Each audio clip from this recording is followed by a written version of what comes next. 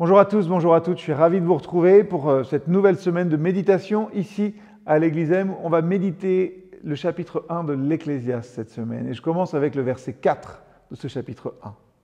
Une génération s'en va, une génération vient et la terre subsiste toujours. Ce verset du livre de l'Ecclésiaste, il nous rappelle la profonde réalité du cycle de la vie. Les générations viennent et elles disparaissent, mais la terre elle-même persiste. Cette pensée, finalement, cette réflexion peut nous amener, nous, à méditer sur la nature éternelle du monde qui nous entoure, mais aussi sur l'héritage que nous laissons et sur la manière dont nous utilisons le temps qui nous est donné. C'est aussi ça, retrouver le sens de la fraternité. C'est voir plus loin que le bout de notre nez. Alors, dans ces méditations sur l'Ecclésiaste, j'aime être très pratique. Alors voici des défis pour votre journée. Commencez-la cette journée en prenant un moment de silence et méditez sur le cycle de la vie. Pensez à toutes les générations qui ont précédé la vôtre et à celles qui viendront après. Et dans tout ça, réfléchissez à votre place dans ce continuum. Deuxième chose que vous pouvez faire aujourd'hui, réfléchissez à l'héritage que vous aimeriez laisser derrière vous.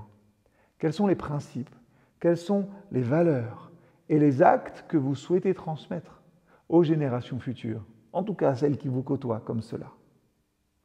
Peut-être aussi, puisque ce verset parle de la terre, prenez un moment pour vous reconnecter à la nature. Vous pouvez vous promener dans un parc, vous pouvez admirer un coucher de soleil ou admirer la beauté d'une fleur. Cherchez en tout cas à vous connecter avec la constance et la beauté de la création de Dieu. Il se révèle aussi dans celle-ci.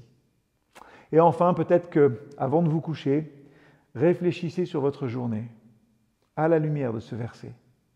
Avez-vous utilisé votre temps de manière significative et en accord avec les valeurs que vous souhaitez transmettre?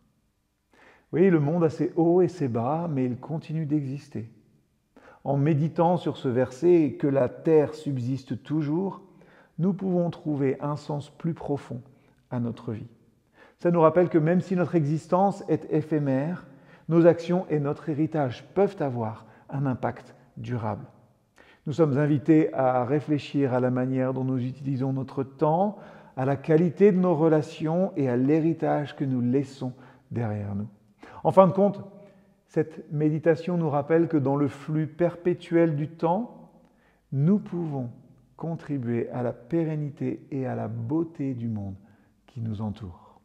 À bientôt.